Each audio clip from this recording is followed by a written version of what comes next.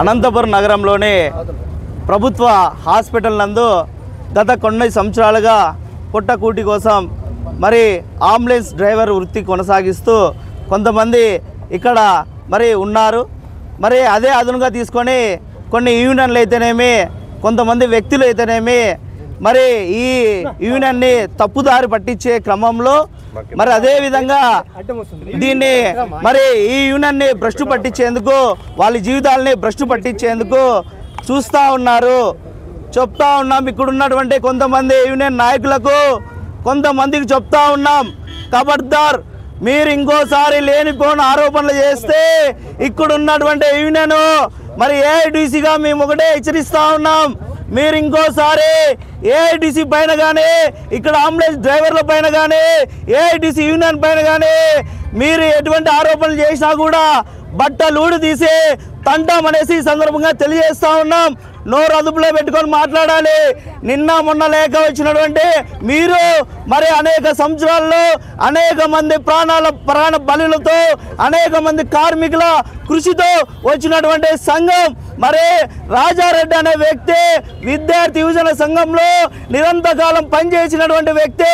అతని పైన ఇక్కడ ఉన్నటువంటి కొంతమంది వ్యక్తులు మందు తాగుతూ కొంతమంది వ్యక్తులు చిల్లర వ్యక్తులు మరి ఆరోపణలు చేశారు. ఆరోపణలు సరికాదనేసి ఈ సందర్భంగా తెలియజేస్తూ మీరు నిన్నటిచ్చినటువంటి ఆరోపణలు సరికాదు, ఇలాగే ఇంకోసారి చేస్తే ఇక్కడే నరి రోడ్డు పైన బట్టలు ఊడి తీసి తంటామనేసి ఈ సందర్భంగా తెలియజేస్తా ఉన్నాము. అదేవిధంగా సిఐ గారు కూడా ఇక్కడ ఉన్నటువంటి 2 టౌన్ సిఐ గారు గత కొంత సమయంలోనే ఇక్కడ ఉన్నటువంటి అంబులెన్స్ డ్రైవర్స్కు ఫోన్ చేశారు, కేసులు కడతామంటున్నావు. ఇంకోసారి సిఐ గారికి పోలీసుల గారికి చెప్తా ఉన్నాం, కేసులకి భయపడలేదు, కేసులు కదిలేదే లేదు. మరే మేము న్యాయబద్ధంగా పోతా ఉన్నాం, న్యాయబద్ధంగా ఉంటాం. న్యాయం ఎక్కడ ఉంటే అక్కడే ఏఐటీసీ ఉంటుంది. నువ్వు కేసులు పెడతానంటున్నావు, ఏ విధంగా కేసులు పెడతావు మేము అడుగుతా ఉన్నాం. తక్షణమే నువ్వు ఆ మాటలన్నీ కూడా వెనక్కి తీసుకొని అంబులెన్స్ డ్రైవర్లకు క్షమాపణ చెప్పాలి. ఎస్పీ గారు అయితేనేమే, కలెక్టర్ గారు అయితేనేమే, ఇక్కడ ఉన్నటువంటి అధికారులందరూ కూడా దీంట్లో జోక్యం చేసుకొని ఇక్కడ అంబులెన్స్ డ్రైవర్లందరికీ మరి న్యాయం జరగాలి. ఒకటే సీరియల్లో 2 యూనియన్లు ఉంటాయి, ఏఐటీసీ యూనియన్ కూడా ఉంటుందనేసి కళాఖండిగా చెప్తా ఉన్నాము.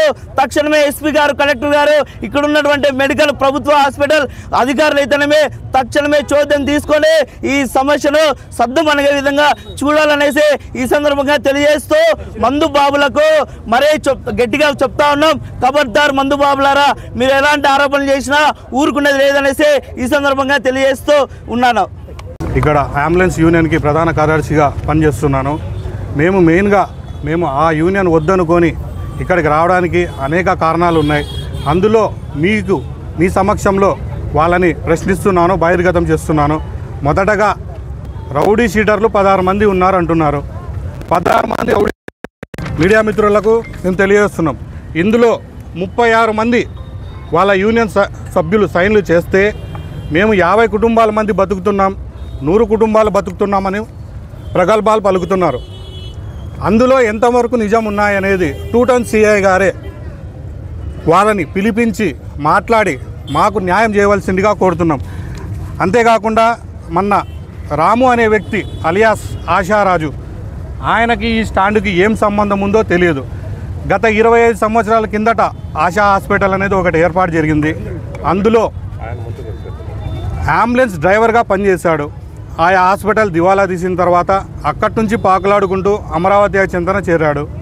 అక్కడ కొంతమందికి డబ్బులు ఇచ్చి అంబులెన్సులు పర్మిషన్ తెచ్చుకొని అగ్రిమెంట్ చేసుకొని అక్కడ ఆయన బండ్లు నడుపుకుంటున్నాడు.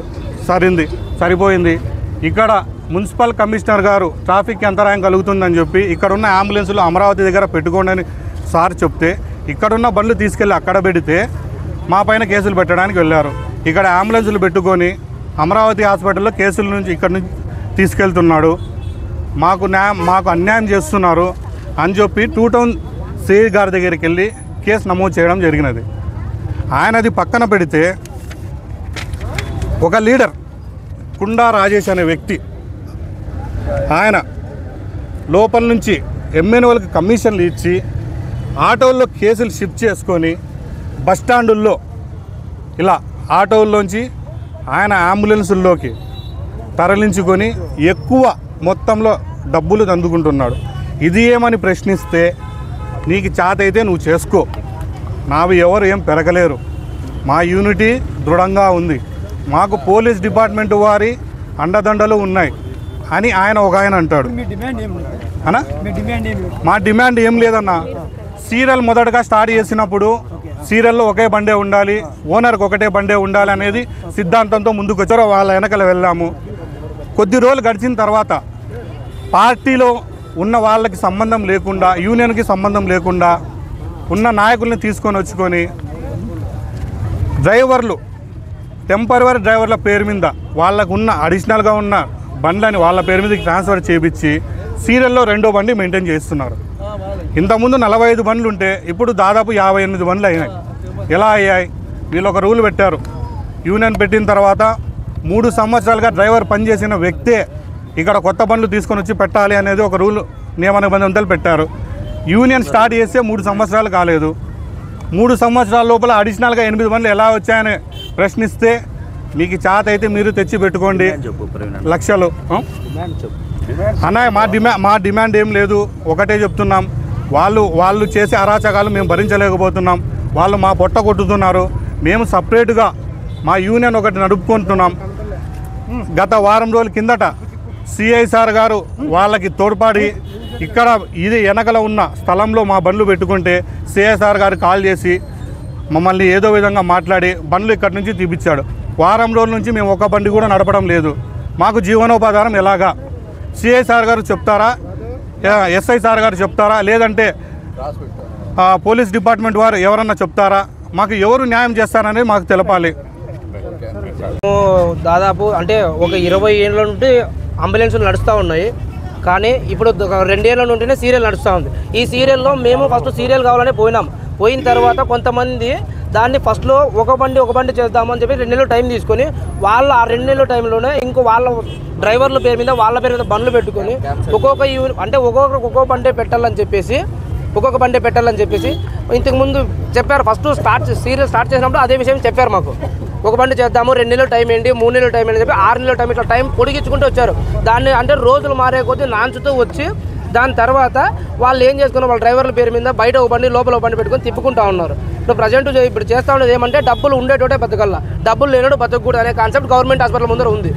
కానీ ఇప్పుడు ప్రతి ఒక్కరూ బతకాల, కార్మికుడు ఇక్కడ బాగుండాలని చెప్పేసి ఏఐటీయూసీ మాకు సపోర్ట్ చేసి ఒక్కొక్కరికి ఒక బండి పెట్టిస్తాం, మేము మాట్లాడతామని చెప్పి మాట్లాడుతూ అక్కడ వాళ్ళు ప్రతి చిన్నదానికి కేసులు పెట్టడం వల్ల ఇక్కడ మేము ఏదైనా చేద్దామని మాట్లాడుతూ ఉంటే ఇప్పుడు ఇక్కడికి వచ్చామంటే 100 డైల్ చేస్తారు. 100 డైల్ చేసి కంప్లైంట్ చేసి పోలీసులు పంపిస్తారు మా మీదకి. అంటే ఇక్కడ 13 మంది రౌడీ షీటర్లు ఉన్నారు కదా, 13 రౌడీ షీటర్లు అనే వాళ్ళు సైన్ చేశారు ఇందుకు ముందుగా. ఇప్పుడు చూపించాడు అన్న, ప్రతి ఒక్కరు సైన్ చేశారు. ఆ సైన్ చేసిన వాళ్ళు ప్రతి ఒక్కరు మాకు పైన సమాధానం చెప్పాలి. ఇప్పుడు ఎందుకనంటే మేము ఎక్కడ రౌడీ షీటర్ ఓపెన్ చేశారో మాకు కానీ తెలియదు. అది మా పైన మాకు రౌడీ షీటర్లు ఓపెన్ చేశారనే విషయం మాకే తెలీదు. వాళ్ళకి తెలిసినప్పుడు వాళ్ళు మా పైన ఇప్పుడు రుజువు చేసిన తర్వాత వాళ్ళు మాకు నిరూపించాలి. ప్రధాన డిమాండ్ మేమేం లేదు, మాకు సిఐటీయూతో మాకు సంబంధం లేదు, మాకు ఏఐటీయూతోనే సంబంధము, మేము ఏఐటీయూతోనే ఉంటాము. మా సీరియల్ మాకు కావాల్సిందే, మేము సపరేట్గా పెట్టుకొని మేము బతుకుతాము. వాళ్ళ సీరియల్లో వాళ్ళు ఉండమని చెప్పండి, మా సీరియల్లో మాకు కావాల్సింది అంతే. మాకు మెయిన్ కావాల్సింది అదొకటే.